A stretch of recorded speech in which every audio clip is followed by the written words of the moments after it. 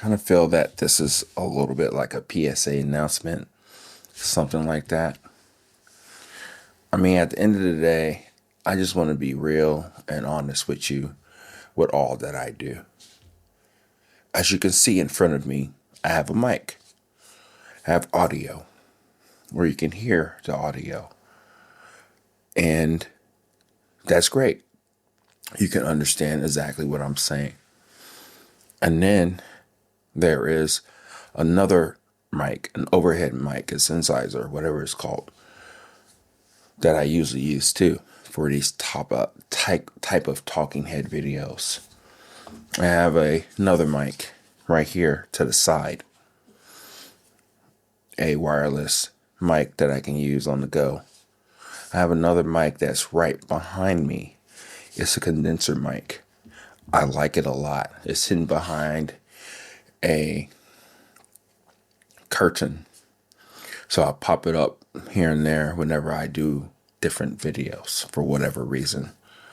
On my desk, there's another mic, a dynamic mic. I have a mic on my other camera, a small little mic. I have mics all over this place.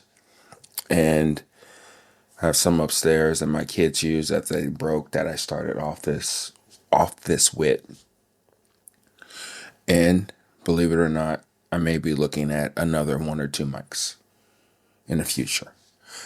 I need to be honest with you because as much as I say gear doesn't matter, gear does matter. I believe by me doing these YouTube videos, podcasts, kind of things, is giving me a chance and opportunity to get better at my craft.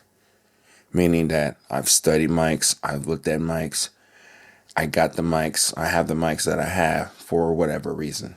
I have headphones too to kind of help me throughout this whole process. I was just listening to myself just now to make sure the audio is fine. The picture looks really good. As much as I love to come on here and tell you gear doesn't matter, as much as we think it doesn't, it does matter. We care. We care a lot. And it's always kind of started, not with so much the Harley V60, but it started with the French press for me, or the Mr. Coffee machine, then the French press, then the Chemex, and the Harley V60, and then paper filters. And I would say this year, I've really gone deep into that rabbit hole of buying almost everything in sight. Things that I told myself I wasn't going to buy. And I bought it anyway. Some things I really do like. Some things that I think is just a waste. I've talked about it on this channel. And I will continue to talk about it as we go through our journey together or not.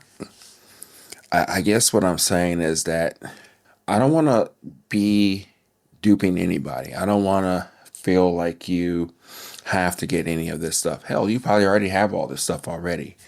You're probably just waiting for me to give you some type of recipe or something like that in order for you to make this magical cup of coffee. Probably you already have your own recipe, which is perfectly great. I guess what I'm saying here is that I like gear. I love it. It speaks to me. It gives me that excitement whenever I'm doing something over and over again. It's more exciting to an extent than the beans. I don't know if I'm jaded just because I roast my own coffee. I can get whatever coffee I want. I can roast it so many different ways. So that part doesn't really excite me as much as getting a new piece of gear. I don't know why that is. Probably it's marketing. Probably it's because what we hear online, what we see, and something that we want. As much as I bitch and complain to my daughter about her FOMO, I believe I have it too. And again, I think it's been just amplified even more so with having this channel, having a voice, and just talking about things I'm interested in coffee. I don't want to be left behind. I don't want to give you something to where it was just like, oh, okay, it's just a Harley V60 recipe. But in truth, as I have gone down this rabbit hole of getting this brewer, that brewer, this whatever. It's all the same. Are there variations in it? Yes, there are variations. Sometimes you can get a little bit more sweetness out of it, more acidity in certain aspects of the coffee. You know, there are variations. I'm not saying that it all tastes the same, but for the most part, it does. You know, you have this particular coffee. It's been roasted. It's been rested. It's been doing its thing and all that stuff. And you brew it whichever way that you do. And as you do that, it's one of those things to where you're like, okay, this tastes good. This is a cool journey. I like it. This is cool. All right, let's move on. And that's how I am too. I'm not any different than who you are. I'm just on a different part of the journey. And as we keep going down this, so to speak, rabbit hole of getting to know each other, also hopefully getting to master our gear, and then, of course, enjoying our coffees. That's really what this whole thing is about.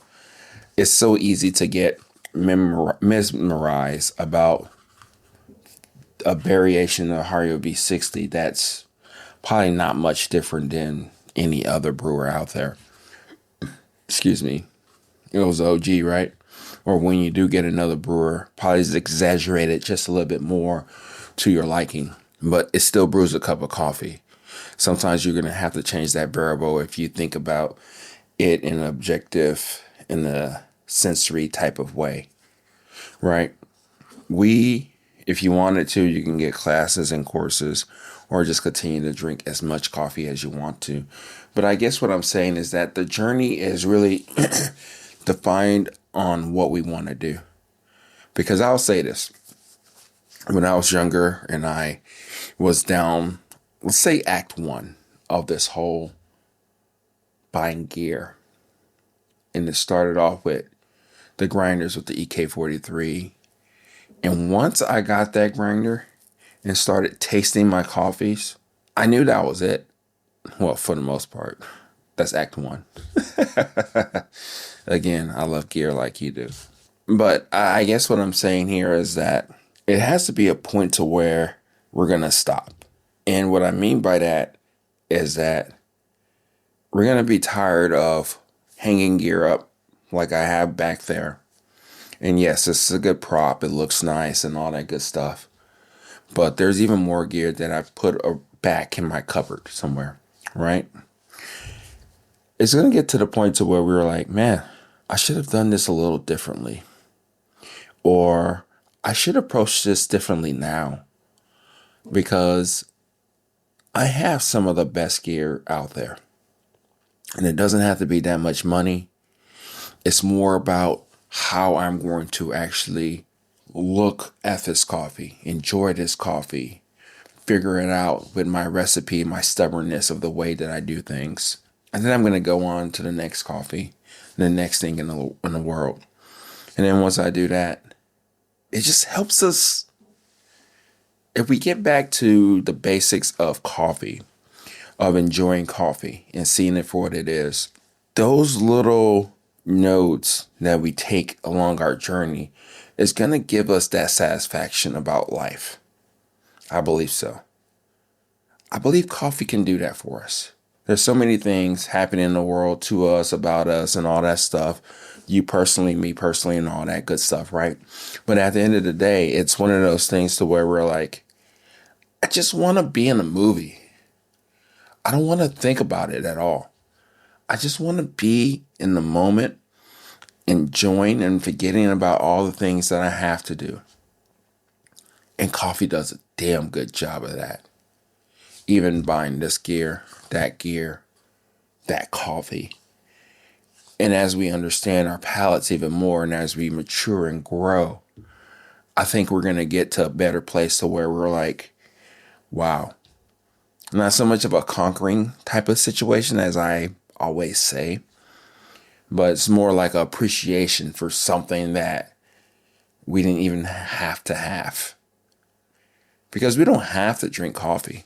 Yeah, I know we say we do. Like it's ingrained in us, it's in our blood and it's in our stream, and that's all we care about.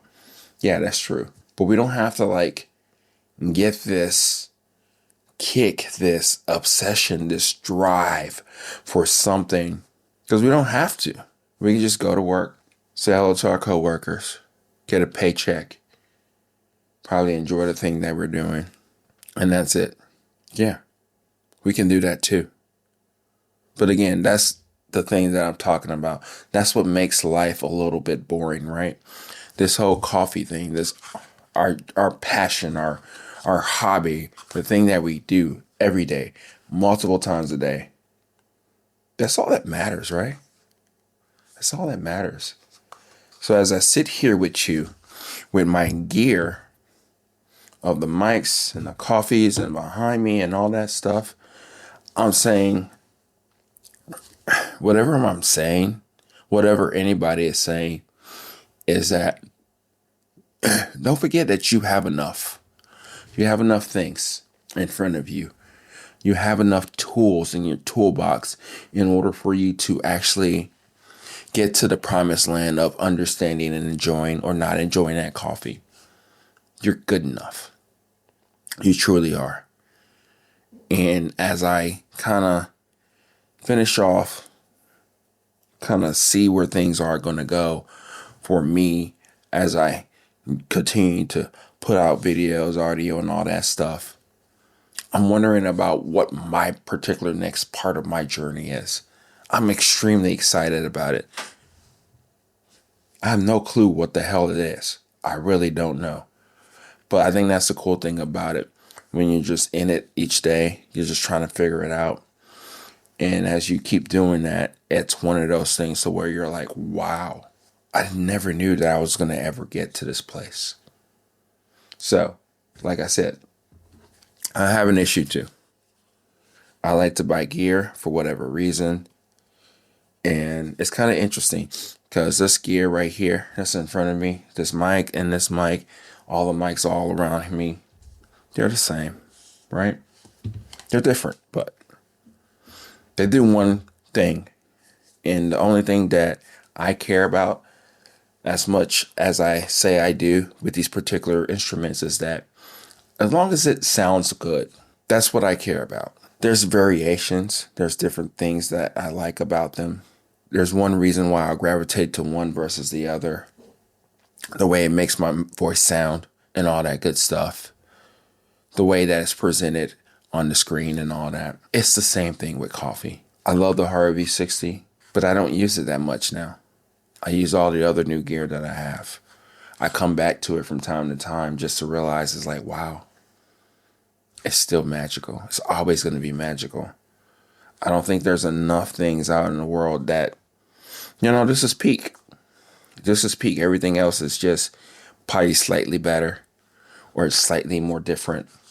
But at the end of the day, does it produce a good cup of coffee?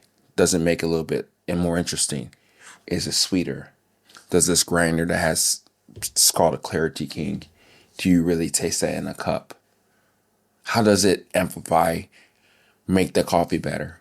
Those are some of the things that I'm really trying to understand more and more and more as I do this. So with that being said, I'm looking to challenge myself as I'm almost done with all this gear and all this stuff that I'm doing right now to use one brewer for a whole month.